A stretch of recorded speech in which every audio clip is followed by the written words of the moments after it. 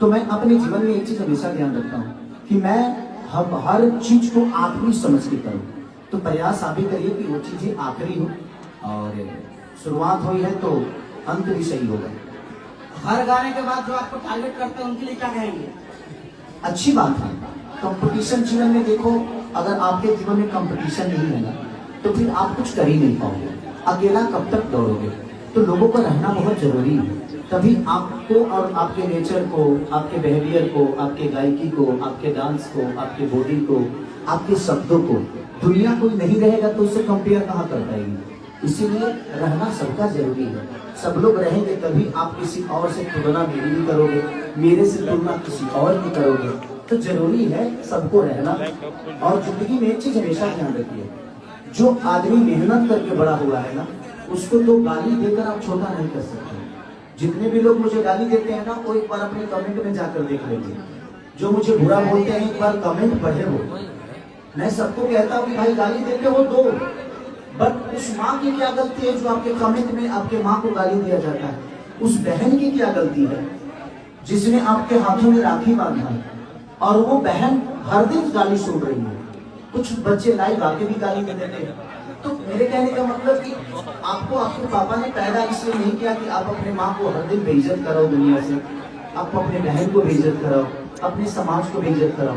मैं यही कहूंगा कि आप किसी के प्यार में इतना मत पागल होइए, चाहे मेरे प्यार में चाहे किसी और के भी प्यार में, जिसकी वजह से आपकी माँ बहन को दुनिया गाली दे।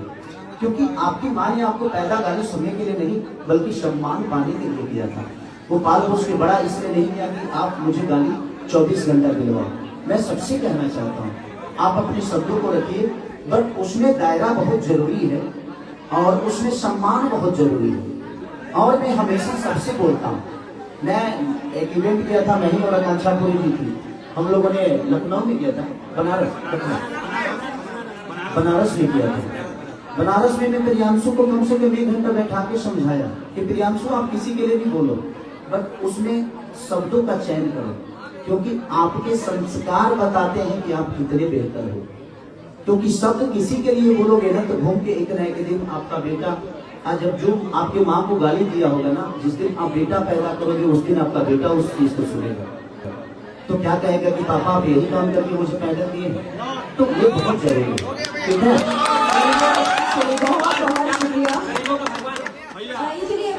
गाना में बहुत फिट दिख रहे हैं, ज्यादा जिम कर रहे हैं क्या?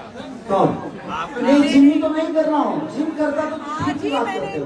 5 महीने हो गए, 5 महीने से मैं जिम ही नहीं कर रहा हूँ। क्योंकि एक तो चुनाव में भी देखे आप लोग कितना थकान चीजें हुई, उसके बाद डिस्टर्ब रहा कम से कम 1.5-2 महीने।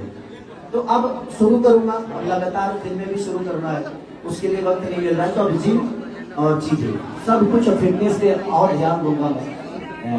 इनकी तरह तो नहीं हो पाएगा, इनकी तरह तो कोई नहीं कर सकता। जिम तो नहीं।